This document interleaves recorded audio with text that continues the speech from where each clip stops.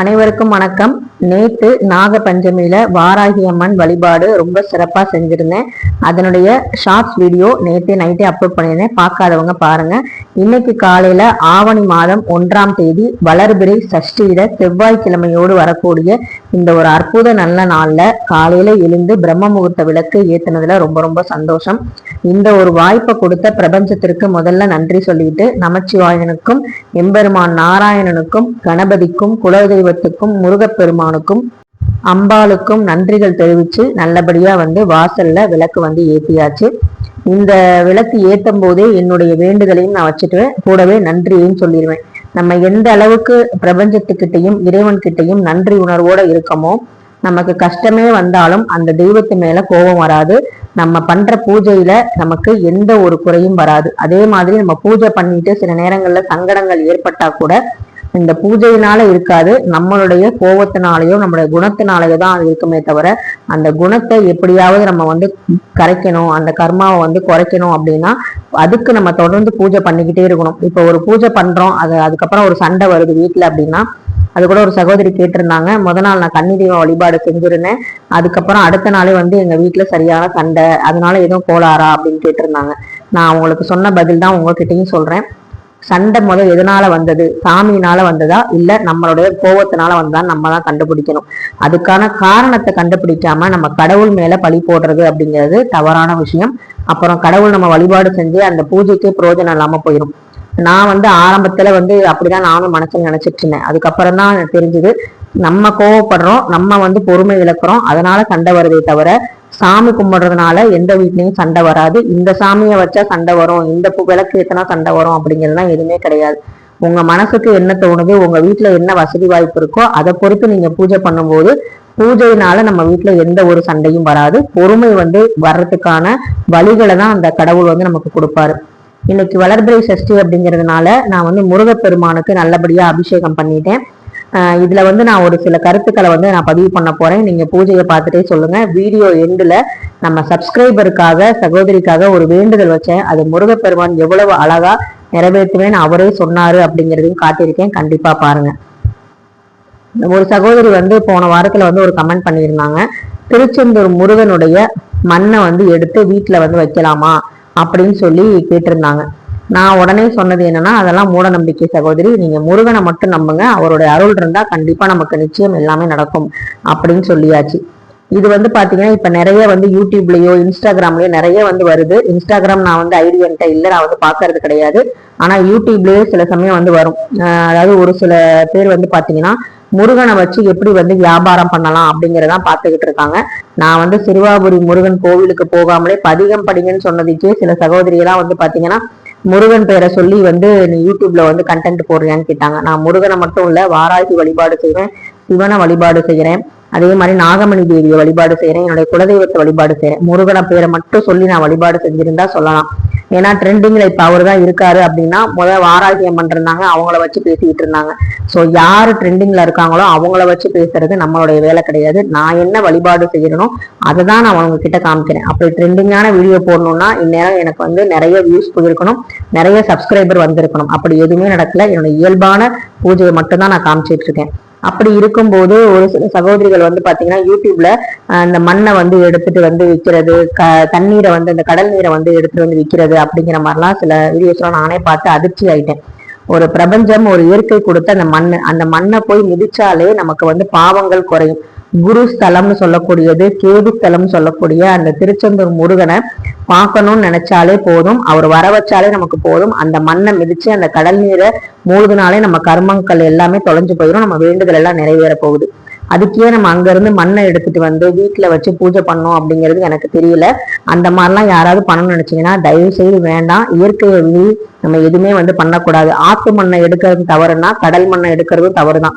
அதாவது யாருமே ஒரு சொல்லாத ஒரு விஷயத்த நம்ம ஏன் பண்ணணும்? வெற்றிலை தீபம் ஏத்துறதே பாத்தீங்கன்னா இன்னும் சில பேர் அதுல தவறு இருக்கு, வெற்றிலை தீபம்லாம் ஒன்றும் கிடையாது அப்படின்னு தான் சொல்லிட்டு இருக்காங்க. ஆனா நம்ம மனசார ஏத்த ஆரம்பிச்சிட்டோம், அதனால ஏத்திக்கிட்டு இருக்கோம். ஒரு தீபத்துக்கு கீழே ஒரு வெற்றிலைங்கிறது ஒரு ஆன்மீக சம்பந்தப்பட்ட பொருள், அதுல வச்சு நம்ம ஏத்துறோம்.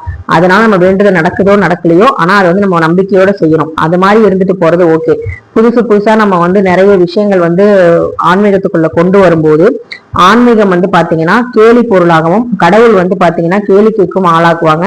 அது மட்டும் இல்லாம இந்து மதத்துலதான் நிறைய சாஸ்திரங்கள் சம்பிரதாயங்கள்லாம் இருக்கு. ஏற்கனவே நம்மளுடைய மதத்துல வந்து பாத்தீங்கன்னா ஆன்மீகம் சம்பந்தப்பட்ட நிறைய வந்து பாத்தீங்கன்னா டிராமாக்கள் நடந்துகிட்டு இருக்கு, நிறைய வியாபாரங்கள் நடந்துகிட்டு இருக்கு. அதுல இருந்து எப்படி நம்ம மேல போறோம்னே தெரியல. திடீர்னு பாத்தீங்கன்னா சாம்பிராணி போடுறது நல்லது, அதுல குங்குளியம் இந்த மாதிரி விஷயங்கள் வெண்கடுகள் நம்ம போட்டுக்கிட்டு இருக்கோம். திடீர்னு வந்து பாத்தீங்கன்னா கண் திருஷ்டியை போக்குற சூடம் சொல்லி ஒண்ணு விற்கிறாங்க. அது வந்து பாத்தீங்கன்னா சிகப்பு கலர்ல இருக்கு, அதுல நாயுரி இருக்குங்கிறாங்க, வெண்கடுகு இருக்குங்கிறாங்க. இதெல்லாம் நம்ம சாம்பிராணிலே இருக்கு. அப்புறம் இதுக்கு தனியா வந்து சூடம் வந்து ஏத்தணும் திருஷ்டிக்காக. திருஷ்டி போகணுங்கிறதுக்காக தான் சாம்பிராணி ஏத்துறோம், சாம்பிராணி போடுறோம் வாரத்துல 2 முறை. அதையும் தாண்டி நடக்கிற விஷயங்கள் நடக்கதான் போகுது. நம்மளுடைய விதி என்ன எழுதியிருக்கோ அது நடக்கதான் போகுது. அந்த விதியை கொஞ்சம் மதியால வெல்லலாம் அப்படின்னா அது கடவுளோட துணை வந்து வேணுங்கிறனால நம்ம பூஜை பண்றோம். அது வந்து நம்ம கர்மாக்களுக்கு ஏற்ற மாதிரி நடக்குது. சோ அதை வந்து நம்ம வந்து தாண்டி வர்றதுக்கு ஒரு அழகான தியானம் பண்ணணும், ஒரு பொறுமையை வளர்த்துக்கணும், நல்லபடியான ஒரு எளிமையான பூஜையை பண்ணணும். ஆன்மீக பொருட்களை நிறைய வாங்கி குமிச்சு விற்கிற பொருட்கள் அத்தனையும் நம்ம வாங்கி வீட்டுல வச்சோம்னா கண்டிப்பா சண்டை தான் வரும். அதுக்கு நம்ம பழி போடுற ஆள் யாருன்னு பாத்தீங்கன்னா கடவுள் தான். இந்த சாமியை கும்பிட்டேன் அதனால வந்து எனக்கு சண்டை வருது. எங்க வீட்டுல வந்து பாத்தீங்கன்னா இப்ப எல்லாம் பூஜை நடக்கும் போது ஆரம்ப காலகட்டத்துல 10 வருஷத்துக்கு முன்னாடி நான் சொல்றேன், சண்டை வந்துகிட்டே இருக்கும். அப்ப வந்து பாத்தீங்கன்னா எனக்கு இது வேணும், இந்த பூதா வேணும் அப்படின்னு சொல்லி நான் அடம் பண்ணும்போது அந்த சண்டைகள் வந்து வந்துச்சு. இப்ப நான் எதுவுமே இல்லாம என்கிட்ட என்ன இருக்கோ அந்த விளக்கு, அகல் விளக்கு தான் ஏத்துறேன். ரொம்ப சிம்பிளா வந்து பூஜை பண்றேன். 20 ரூபா பாக்கெட் பூ வாங்குறேன். ஊதுபத்தி வந்து பை 1 get 1 வாங்கிக்கிறேன். 2 ஊதுபத்தி தான், 3 ஊதுபத்தி தான் ஏத்துவேன். டெய்லியும் வந்து ஊதுபத்தி ஏத்த மாட்டேன். டெய்லியும் ஆனா விளக்கு ஏத்துவேன். திரி வந்து 2 நாளைக்கு ஒரு தடவை மாத்துறேன். 2 திரி போடாம ஒரு திரியே நான் போடுறேன். ஏன்னா 1க்கு மேற்பட்ட நான் விளக்கு வந்து ஏத்துறனால. சோ இந்த மாதிரி வந்து எல்லாமே வந்து எனக்கு பக்குவம் அடைஞ்சு ஆன்மீக சம்பந்தப்பட்ட பொருட்களை வாங்குறதை விட ஆன்மீகத்தை நம்ம எப்படி தேடணும், இறைவனை நம்ம எப்படி மனசுக்குள்ள வந்து நினைக்கணும் அப்படிங்கிற விஷயத்த தான் நான் வந்து இப்ப தேடிக்கிட்டு இருக்கேன். இறைவன் வந்து நமக்குள்ள வரணுங்கிற விஷயத்த மட்டும் தான் நான் தேடிட்டு இருக்கேன்.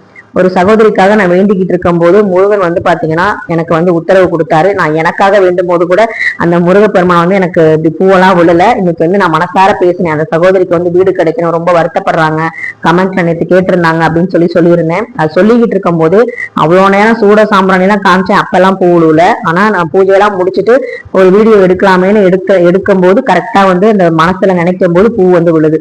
சோ அதுதான் வந்து கடவுளோட அருள். இதுல மண்ணு வைக்கிறோம், இல்ல கல்லு வைக்கிறோம், இல்ல தண்ணீரை கொண்டு வந்து ஊத்துறோம் அப்படிங்கிறனாலாம் கிடையாது. நம்ம போறோம், கோவில் அபிஷேக தீர்த்தம் கிடைக்குது, இல்ல நம்ம கோவிலுக்கு போகும்போது அந்த கடல் நீர் கொஞ்சம் எடுத்துட்டு வந்து நம்ம வீட்டுல தெளிக்கிறது நல்லதுதான்.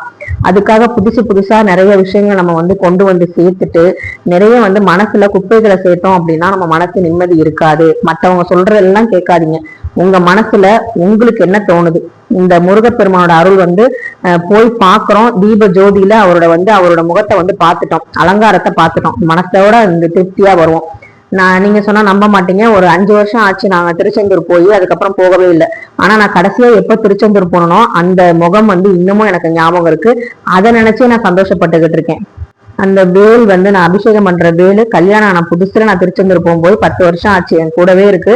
நான் அவங்களுக்கு அபிஷேகம் பண்ணணும், ஆராதனை பண்ணணும் எனக்கு அப்ப தெரியாது. இப்பெல்லாம் வந்து தெரிஞ்சனால நான் வந்து பண்ணிட்டு இருக்கேன்.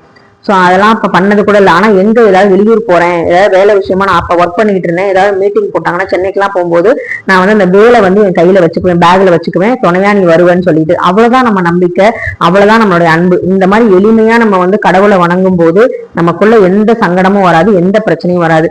நான் வந்து மண் எடுத்தேன், நான் வந்து கல் எடுத்துட்டு வந்தேன், இவங்கள்ட்ட இந்த பொருளை வாங்கினேன், இந்த இதை வந்து ஏத்துறேன், இதை வந்து பண்றேன் அப்படின்னு சொல்லி நம்ம பண்ணிட்டு இருக்கும் போது ஒவ்வொன்னா பண்ணுவோம். ஒவ்வொரு நாளைக்கு ஒவ்வொரு பரிகாரம் சொல்லுவாங்க. அது எல்லாத்தையும் பண்ணி நமக்கு எந்த பரிகாரம் வேலை செய்யுதுன்னே தெரியாம போயிடும். நம்ம யாரை நம்புறது, எந்த கடவுள் நம்புறதுன்னு தெரியாம போயிடும். ஒரு குறிப்பிட்ட ஸ்டேஜ்ல கடவுள் மேலே வெறுப்பு வந்துடும், சாமி மேல கும்பிடுறதுலே வெறுப்பு வந்துடும்.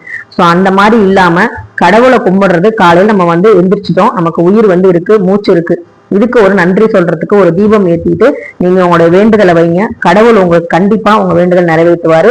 நிறைய ஆன்மீக பொருட்களை வாங்கி குமிச்சு ஏமாந்து போகாதீங்க, கடவுளையும் திட்டாதீங்க. இதுதான் மக்களை இந்த வீடியோ பதிவுல நான் சொல்ல விரும்பினது. சோ அதனால வந்து நீங்க ஆன்மீக சம்பந்தப்பட்ட பொருட்கள் வாங்குறீங்க அப்படின்னா எப்பவும் நம்ம வாங்குற கற்பூரம், ஊதுபத்தி, சாம்பிராணி இதை போடலாம்.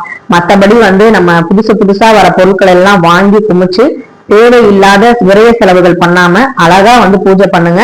ரொம்ப ரொம்ப நமக்கு நல்லதே நடக்கும். அது மட்டும் இல்லாம வரலட்சுமி பூஜை வரப்போகுது, அதுக்கு 4 பேருக்கு தாம்பூலம் வாங்கி கொடுங்க, அதுக்கு 4 பேருக்கு சாப்பாடு வாங்கி கொடுங்க. அது நமக்கு புண்ணியத்தை சேர்க்கும். அதே மாதிரி கோவில் அனுமதி இல்லாம கோவில்ல இருக்கிற அந்த மண்ணையோ அந்த தண்ணீரையோ எடுத்து யாராவது விற்கிறாங்க, என்கிட்ட திருச்செந்தூர் பிரசாதம் இருக்கு, என்கிட்ட வந்து திருச்செந்தூரோட மண் இருக்குன்னு யாராவது விற்கிறாங்க அப்படின்னா கண்டிப்பா வாங்காதீங்க. நீங்க போறீங்களா, உங்களுக்கு ஞாபகார்த்தமா வந்து அங்க இருக்குன்னா அங்க இருக்க கிளிஞ்சல்கள் கூட நம்ம எடுத்துட்டு வந்து வைக்கலாம். முருகனோட ஆசையோட அந்த கிளிஞ்சல்களை கூட எடுத்து வைக்கலாம். ஒரு வந்து பாத்தீங்கன்னா ஒரு தீர்த்தம் எடுத்து வந்து வீட்டுல வந்து தெளிக்கலாம். அதுல எல்லாம் ஒண்ணும் தவறு கிடையாது. ஆனா இதை வியாபாரமா சில பேர் பண்ணிக்கிட்டு இருக்காங்க இல்லையா, அந்த மாதிரி ஆட்கள்கிட்ட ஏமாறாதீங்க. தயவு செய்து முருகன் பேரை சொல்லி யாராவது ஏமாத்தினாங்கன்னா தயவு செய்து ஏமாறாதீங்க. திருச்செந்தூர் முருகன் என்னைக்குமே நமக்கு துணையா இருப்பாரு. சூரனை சம்ஹாரம் பண்ண அவருக்கு நமக்கு நம்ம கெட்ட குணத்தை சம்ஹாரம் பண்ண ரொம்ப நேரம் ஆகாது. கண்டிப்பா வந்து அந்த கெட்ட குணங்கள்லாம் அழிச்சு நமக்கு கர்மாக்கள் எல்லாம் சூர சம்ஹாரம் பண்ணி நம்மளை நல்ல வழிக்கு கொண்டு போவாரு. வெற்றிவேல் முருகனுக்கு அரோகரா.